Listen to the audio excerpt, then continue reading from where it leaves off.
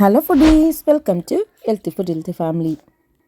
நாட்கள் ரொம்பவே ஃபாஸ்ட்டாக ஓடிக்கிட்டு இருக்கு. ஸோ அந்த வகையில் இந்த வாரம் இப்போ தான் ஆடி மாதம் பிறந்த மாதிரி இருக்குது. அதுக்குள்ளே 2வது வெள்ளிக்கிழமை சிறப்பு பூஜைக்காக ஃப்ரெண்டு வந்து வீட்டுக்கு கூப்பிட்டுருந்தாங்க. என்ன மட்டும் இல்லை, என்னோடய கம்யூனிட்டி ஃப்ரெண்ட்ஸ் எல்லாருமே அங்கே இருந்தோம். அந்த பூஜையில் அம்மனுக்கு சிறப்பு அலங்காரமா இல்லை எங்களுக்கு சிறப்பு அலங்காரமான்னு கேட்டால் நிச்சயமாக நாங்கள் தான் வின் பண்ணுவோம். அந்த அளவுக்கு வந்துட்டு ஒரு துணிக்கடை நகைக்கடையே அங்கே இருந்துச்சுன்னு சொல்லலாம். எல்லாருமே வந்துட்டு கலர்ஃபுல்லாக வந்து பட்டு சேலை அண்டு வந்து ஜுவல்ஸ்லாம் போட்டுட்டு செம்ம அழகாக இருந்தோம். அந்த அளவுக்கு வந்துட்டு செம்மையாக என்ஜாய் பண்ணோம். ஒரு பக்கம் பக்தி பரவசம், இன்னொரு பக்கம் ஜாலி அரட்டை ஃபன்னு செம்மையாக இருந்துச்சு.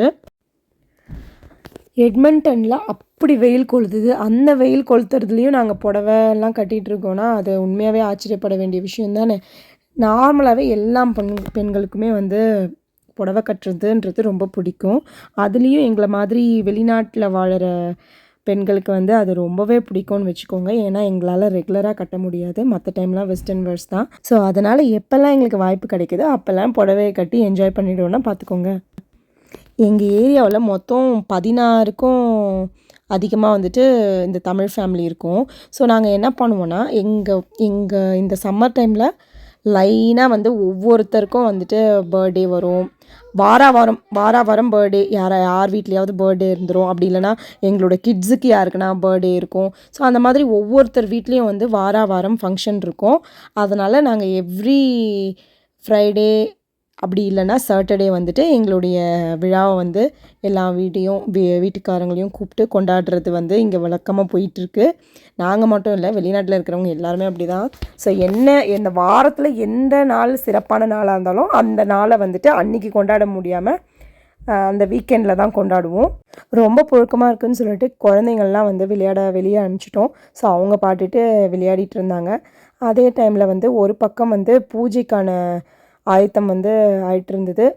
தாம்பூலம் பூஜைக்கு அம்மனை அலங்காரம் பண்ணிவிட்டு தட்டில் எல்லா பொருட்களும் ரெடி பண்ணி வச்சுட்டு தாம்பூலம் கொடுக்கறதுக்கெலாம் வந்துட்டு ஹோஸ்ட் வந்து ரெடி பண்ணிகிட்டு இருந்தாங்க.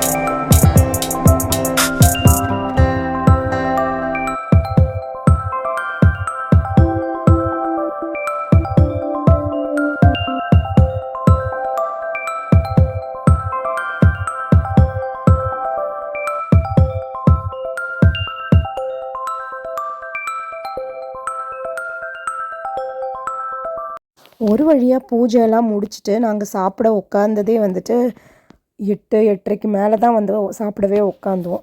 ரொம்பவே லேட் ஆகிடுச்சு.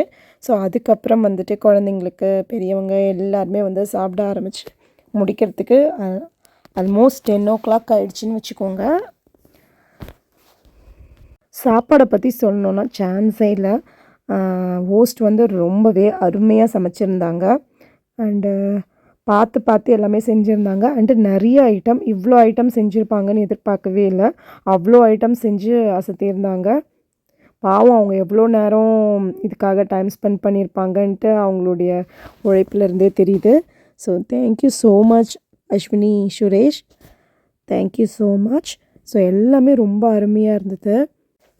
இட்லி, சாம்பார், பொங்கல், 2 வகை சட்னி, அப்புறம் லெமன் ரைஸ், சுண்டல், மெதுவடை, வெள்ளை கொழுக்கட்டை அண்டு இனிப்பு கொழுக்கட்டை, பூரி, உருளைக்கிழங்கு மசாலா, துள்ளுமா உருண்டை அப்படின்னு ஏகப்பட்ட ஐட்டம் சமைச்சிருந்தாங்க. அதில் அவங்க எவ்வளோ எஃபர்ட் போட்டிருப்பாங்கன்றது சாப்பிடும்போதே வந்து தெரியுது. நம்ம சாப்பிடும்போது பார்த்திங்கன்னா அவ்வளோ என்ஜாய் பண்ணி எல்லாரும் சிரித்து பேசிக்கிட்டு ரொம்பவே சந்தோஷமாக ஒரு கல்யாண வீடு மாதிரி என்ஜாய் பண்ணிவிட்டு சாப்பிட்டது வந்து ரொம்பவே சந்தோஷமாக இருந்தது.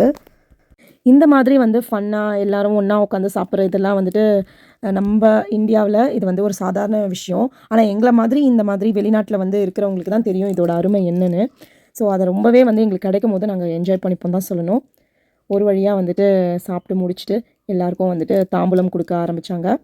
அந்த தாம்பூலம்லாம் எல்லோரும் வந்துட்டு அவங்களுக்கும் குங்குமம் வச்சு விட்டுட்டு நாங்களும் குங்குமம் எடுத்துகிட்டு தாம்பூலம் வாங்கிக்கிட்டு எல்லாருக்கும் வந்துட்டு தாம்பூலத்தில் பார்த்திங்கன்னா வந்துட்டு புடவை வச்சு கொடுத்துருந்தாங்க. எல்லோரும் புடவை வாங்கிட்டு அதுக்கப்புறம் எல்லாம் உட்காந்து உனக்கு என்னடி கலர் வந்தது, எனக்கு என்ன கலர் வந்தது, உன் முந்தானை எப்படி இருக்குது, உன்னோட ஜரிகை எப்படி இருக்குது, இந்த கலரை காட்டு அந்த கலரை காட்டு, எல்லோரும் புடவையை ஓப்பன் பண்ணி பார்த்து வந்து உனக்கு வந்திருக்கு தாண்டி சூப்பராக இருக்குது, இது நல்லா இருக்குடி, இது நல்லா இருக்குடி, அது நல்லா இருக்குடின்ட்டு எல்லோரும் வந்து ஒருத்தர் கமெண்ட் பண்ணிவிட்டு செமையாக என்ஜாய் பண்ணிட்டு இருந்தோம். நல்லாவே வந்துட்டு நல்லபடியாக ஒரு வழியாக வந்துட்டு சாமி கும்பிட்டு முடிச்சாச்சு.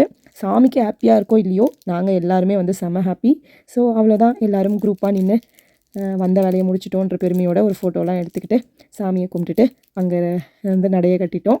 ஒரு வழியாக அன்றைய பொழுது வந்து நல்லாவே முடிஞ்சுன்னு தான் சொல்லுவோம். வெளிநாட்டு வாழ் இந்தியர்களான நாங்கள் இப்படி தான் ஆடி வெளியே எங்கள் ஊரில் கோலாகலமாக கொண்டாடுறோம்.